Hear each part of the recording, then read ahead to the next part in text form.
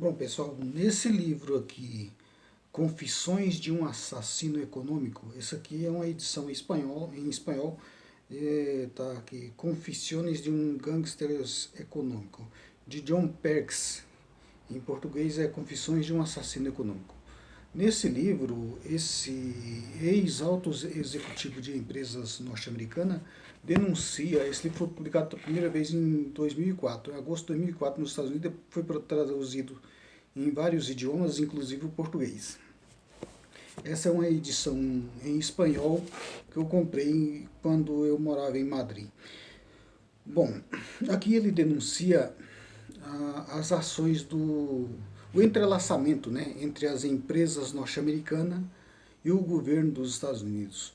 Ele denuncia que existe um uso por parte do governo dos Estados Unidos das empresas multinacionais norte-americanas para o governo dos Estados Unidos promover ações que aprisione os países de terceiro mundo nas amarras econômicas, né, do sistema neoliberal, que é amarrar as pessoas por dívida. Você que já deveu com um cartão de crédito, você sabe como a gente fica preso quando deve com um cartão de crédito. Né? O cartão de crédito é uma dívida praticamente impagável. E assim, é a mesma forma que o governo dos Estados Unidos também procura fazer no intuito de atrasar os países que possam eventualmente fazer sombra aos Estados Unidos. Por exemplo, a China, por exemplo, é um exemplo. O problema é que a China eles interpretaram mal, com a velha arrogância que lhes caracteriza, né?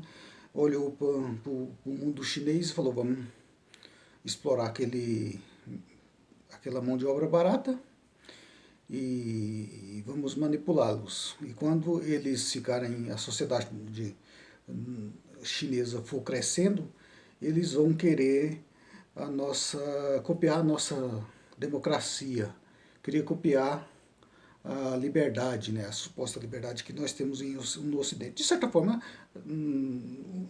a gente tem liberdade. A questão é que eu ouvi falar de uma pesquisa que foi feita recentemente nos países, no mundo inteiro, e, por exemplo, em países como Índia e, e China, a maior parte da população desses países considera que o país deles tem uma democracia melhor do que a nossa no Ocidente.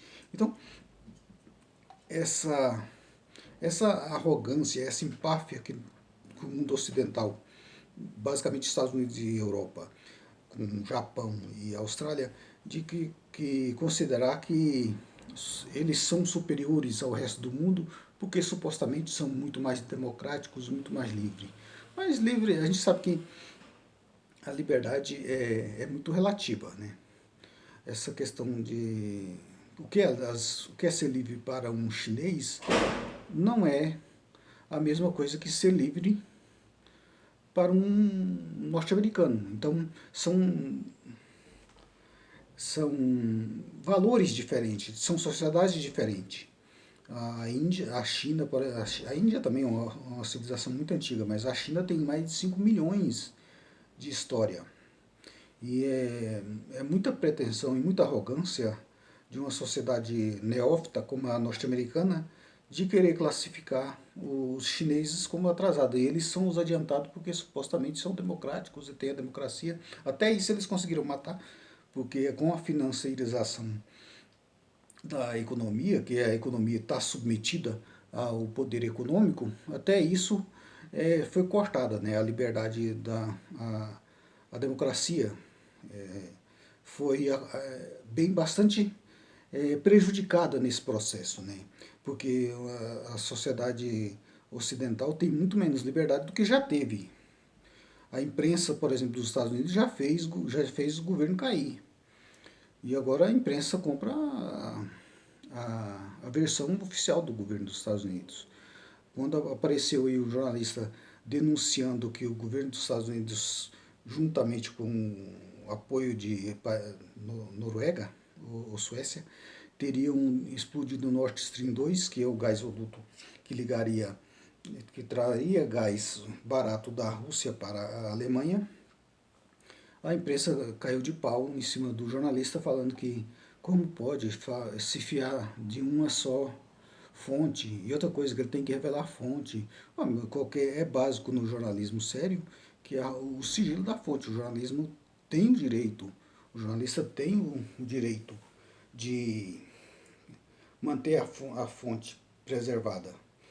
Então, os valores que foi em algum momento muito interessante que os Estados Unidos tiveram, esses valores têm caído muito à medida que sobe o poder da financiarização da economia, que é o principal problema que a gente está vendo, que está levando, que eu estou vendo, na minha modesta opinião, e está levando o mundo ocidental à decorrada, à quebra geral que a gente está vendo aí.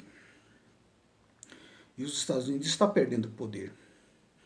Eles competem, os países competem entre si. Por isso o autor do livro denuncia que o governo dos Estados Unidos foi fazendo várias amarras na medida na intenção de retardar o possível crescimento dos países de terceiro mundo. Ele trabalhou para grandes empresas dos Estados Unidos na Indonésia, no Equador, e ele denuncia vários casos de abuso por parte das empresas norte-americanas em conluio com o governo dos Estados Unidos para atrasar os países, mediante dívida, procurando endividar os governos e os países, né, dessas regiões mais pobres do mundo, para poder fazer com que para impedir, né, que o país possa crescer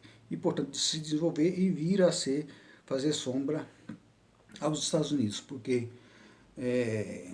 assim como as empresas competem por espaço no mercado, os países também competem por espaço. Existe uma competição internacional. Tanto que os Estados Unidos, onde eles quiseram, eles botaram empenho para que a economia de determinados países se elevasse, mas até certo ponto, porque eles não querem também que o país venha crescer muito e fazer sombra a eles. Eles sempre querem ser os melhores, quando na verdade eles são os melhores mesmo em fazer propaganda somente. O livro relata isso. Não é uma questão de ser anti-americano infantil. Se trata de não ser pró-americano infantil, como a nossa sociedade está infantilizada. Por quê? Porque os filmes norte-americanos, eu sou consumidor de filme norte-americano, eu sou consumidor de música norte-americana, mas não dá para não olhar para esses produtos com uma certa com um olhar crítico, porque na verdade busca conformar uma ideia e ao mesmo tempo que infantilizar as pessoas. E a gente tem visto isso com a ascensão do bolsonarismo no Brasil, essa veia infantilista da população. A população de um.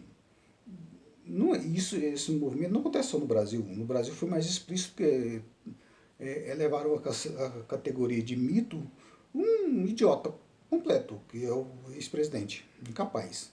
Ele é incapaz de ler um livro como esse. E que explica mais ou menos como funciona o mundo. Aliás, ele chegou a dizer uma vez que tem letra demais os livros. É esse tipo de gente que foi elevado à categoria de mito. E que tipo de gente que idolatra um cara desse? Gente que é pior que ele, ou que é igual a ele. Na ignorância, na estupidez. E quando vê ele com essa estupidez assim, pensa, ó, nosso representante, é o legítimo representante. Então, isso teve um prejuízo tremendo para o Brasil, porque a ascensão do bolsonarismo no Brasil, porque o PSDB começou a querer derrubar o PT, achando que iam subir. E castigaram, exageraram na denúncia da corrupção, que sempre existiu, isso é um fato, só que exageraram, carregaram demais nas tintas em relação à corrupção, que houve sim nos governos petistas. Claro que o PT não foi o partido que teve mais membros indiciados pela justiça por corrupção. Foi o PP. A sonoridade é parecida, mas é um partido que foi base de apoio do Bolsonaro e foi, inclusive, se eu não estou equivocado, um partido do Bolsonaro por algum tempo. Então, antes dele vir para ai meu Deus, esqueci o nome do partido, o que ele se elegeu, né? Esqueci o nome do partido que o Bolsonaro se elegeu. Mas enfim, ele teve aquela manobra de tentar criar um partido, só que é uma coisa que é muito trabalhosa, e como a gente sabe, Bolsonaro não é muito chegado a trabalho, e não, enfim, não fez. Então, olha só, mesmo com todas as corrupções que tinha nos governos petistas, o Brasil, por exemplo, quando o Lula deixou o governo, o Brasil era a sexta economia. Agora, quando o Lula retorna ao governo, o Brasil é a 12ª ou 13ª economia. Quer dizer, da posição número 6, vamos pôr o número 7, que é a Dilma, com os erros da Dilma, a gente voltou a ser a posição número 13, 12. Vamos ser benéfico, não lembro o detalhe, mas número 12. E tudo isso graças à ação de infiltração estrangeira, como a descrita aqui nesse livro. Esse tipo de operação, por exemplo, a operação do Maidan feito na Ucrânia, foi para derrubar o governo que era pró-russo e instalar um governo pró-ocidental. E aí, de lá para cá, é, foram atacadas a população russa em Donetsk e aí, nas províncias do leste da Ucrânia, onde tem a maioria russa. Então, assim, eles procuram trabalhar fazendo uma divisão nas sociedades.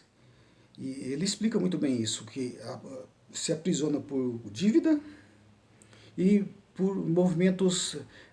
Todo país tem as insatisfações. Então, eles buscam atritar as sociedades que querem destruir.